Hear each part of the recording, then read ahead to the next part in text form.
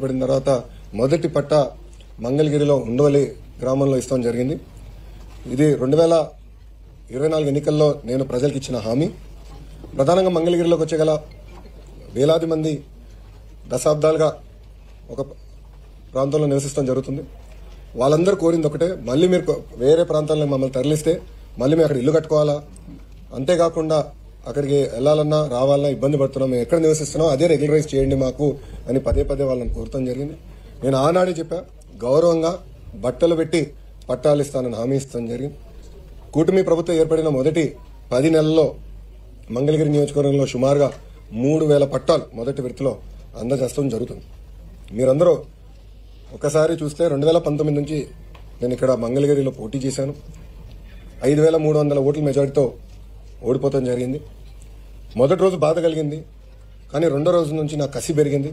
ఓడిపోయిన దగ్గరనే కష్టపడాలి, ప్రజల మనసు తిరిగి గెలుచుకోవాలి, ప్రజల కోసం అహర్నిశలు సేవ చేయాలి లక్ష్యంతో నేను పనిచేస్తాం జరిగింది. 2019 నుంచి 2024 వరకు సొంత నిధులు ఖర్చు పెట్టి దాదాపు 26 సంక్షేమ అభివృద్ధి కార్యక్రమాలు మంగళగిరి ప్రజల కోసం నేను చేస్తాం జరిగింది. ఒక పక్కన వాళ్ళ ఆరోగ్యం కానివ్వండి, దాని ఆరోగ్యం కోసం ఎన్టీఆర్ సంజీవిని పేరుతో తాడిపల్లిలో క్లినిక్, మంగళగిరిలో క్లినిక్, దుగ్గరాలకి ఒక మొబైల్ క్లినిక్ కూడా నేను ఏర్పాటు చేస్తాం. దాంట్లో ఉచితంగా ముందలు ఇప్పుడు కూడా అందజేస్తున్నాం. ఊర్లో ఎవరైనా పెళ్లి జరిగితే వాళ్ళకి బట్టలు పెట్టే బాధ్యత మేము తీసుకున్నాం. ఇంతేకాకుండా గత ప్రభుత్వం తాగునీరు కనీసం వాటర్ ట్యాంకర్ ఇచ్చే పరిస్థితి లేకుండా పోయింది. వాటర్ ట్యాంకర్లు పెట్టి ఉచితంగా నీరు కూడా అందిస్తాం జరిగింది. వర్షాకాలం వస్తే కొన్ని ఏరియాలో గత ప్రభుత్వం కొంచెం డస్ట్ వేసేదానికి లేదంటే గ్రావెల్ పోసేదానికి కూడా ఇబ్బంది పడితే అది కూడా చేస్తాం జరిగింది. కోవిడ్ వచ్చినప్పుడు ఆక్సిజన్ అందజేస్తాం, టెలిమెడిసిన్ కానివ్వండి, ఇదంతా చేసుకుంటా వచ్చాం. ఇట్లా 26 సంక్షేమ అభివృద్ధి కార్యక్రమాలు చేస్తాం జరిగింది. అన్నట్టు స్పోర్ట్స్ పెద్ద ఎత్తున మంగళగిరి ప్రీమియర్ లీగ్ తో చేస్తాం జరిగింది. 3 రౌండ్లు చేశాం. ప్రతి గ్రామానికి ఒక కిట్ ఇచ్చి పిల్లల్లో పోటీతత్వం పెంచి ఎక్కువ ఒక ప్రీమియర్ లీగ్ ఏర్పాటు చేయాలని చేశాం. అంతేకాకుండా ఒక ప్లే గ్రౌండ్ ఏర్పాటు చేసి ప్రాక్టీస్ కానీ ట్రైనింగ్ కూడా ఆనాడు ఏర్పాటు చేస్తాం జరిగింది. ఇట్లా 26 కార్యక్రమాలు గతంలో చేశాం. 2024 ఎన్నికల్లో మంగళగిరి ప్రజలందరూ నేను కోరింది ఒకటే, ఏ మెజారిటీ అయితే నేను ఓడిపోయానో దాని పక్కన 0 పెట్టి అదే మెజారిటీ నేను గెలిపించాలని నేను కోరాను. వాళ్ళందరూ ఒకటే చెప్పాను, నాకు మీరు ఎంత ఎక్కువ మెజారిటీ ఇస్తే నాకు అంత బలం వస్తుంది, మీకోసం నేను పనిచేయగలుగుతాను. అవసరమైతే అటు ముఖ్యమంత్రి గారితో ఇటు పవనంతో కూడా నేను పోరాడి నిధులు తీసుకొచ్చి అభివృద్ధి చేస్తానని హామీ ఇస్తాం జరిగింది.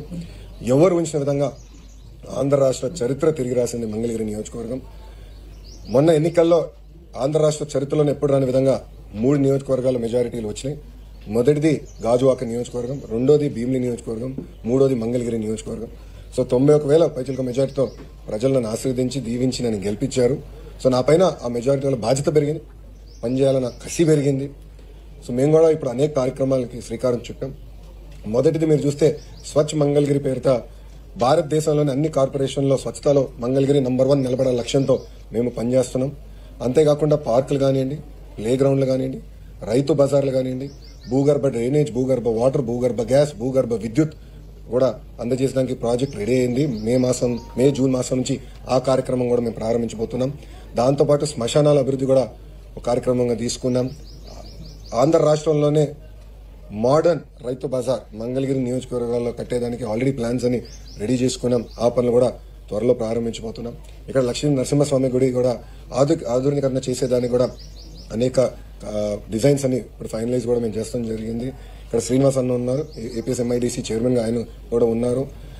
మంగళగిరి ప్రజల కళ 100 పడకల ప్రభుత్వ ఆసుపత్రి, అది కూడా మొన్న శాంక్షన్ చేయించుకుని కేబినెట్ లో దాన్ని కూడా త్వరలో శంకుస్థాపన అయిపోతున్నాం. కేవలం ఒక ప్రభుత్వ హాస్పిటల్ గా మేము అది భావించట్లేదు, ఒక మోడర్న్ హాస్పిటల్ గా. ఏదైతే ఇతర దేశాల్లో ఒక బాంబేలోనో లేదంటే ఒక హైదరాబాద్ లో ఎట్లయితే మోడర్న్ హాస్పిటల్ చూస్తామో, జోనింగ్ ఎట్లా జరుగుతుందో అది మైండ్ లో పెట్టుకుని ఆ లేఅవుట్ల పైన దాదాపు ఒక 5-6 సార్లు మేము కూర్చుని ఒక్కొక్కటి రివ్యూ చేసుకుని కూడా చేస్తాం జరిగింది. సో ఇట్లా సుమారుగా ఒక 50 కార్యక్రమాలు అంటే అభివృద్ధి కార్యక్రమాలు ఎన్డీఏ ప్రభుత్వం ఇక్కడ మంగళగిరి నియోజకవర్గం కోసం ప్రత్యేకంగా చేస్తాం జరుగుతుంది. ఇది కేవలం ప్రభుత్వ నిధులపైనే కాదు, సిఎస్ఆర్ నిధులు అవచ్చు, లేదంటే లోకల్గా ఉన్న దాతలతో కావచ్చు, వాళ్ళందరితో చర్చించి మాట్లాడిన తర్వాతనే మేము నిర్ణయం తీసుకుంటున్నాం. మంగళగిరి అంటే చేనేత అంటే మంగళగిరి, కానీ ఒక వాస్తవం మనం అందరం ఆడుకోవాలి. ఎందుకంటే మగ్గాలు తగ్గిపోయినాయి, దానికి చెక్ పెట్టాలి. మగ్గాలు పెంచాలంటే ట్రైనింగ్ కావాలి, డిజైనింగ్ జరగాలి, లేటెస్ట్ టెక్నాలజీకి వెళ్ళాలి అనే లక్ష్యంతో మన చేనేత సోదరులకి ఇక్కడ ఒక common facility centre, designing, printing, intricate work చేసేదాన్ని కూడా దానికి కూడా భూమి అవసరం ఉంటే అది ఎండోమెంట్ భూమి అవుతే వాళ్ళని రిక్వెస్ట్ చేసి లీజుకు తీసుకుని కేంద్ర ప్రభుత్వ సహకారంతో అది ఏర్పాటు చేస్తున్నాం.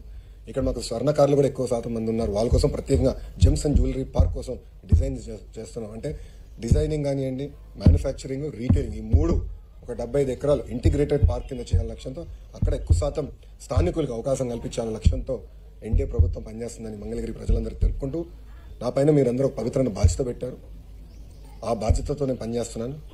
ఎన్నికలప్పుడు ఒక పక్కన బాబు సూపర్ 6 కానివ్వండి, దాంతోపాటు లోకల్గా నేను వ్యక్తిగతంగా ఇచ్చిన హామీలు కూడా నిలబెట్టుకునే ప్రక్రియలో ఉన్నాను.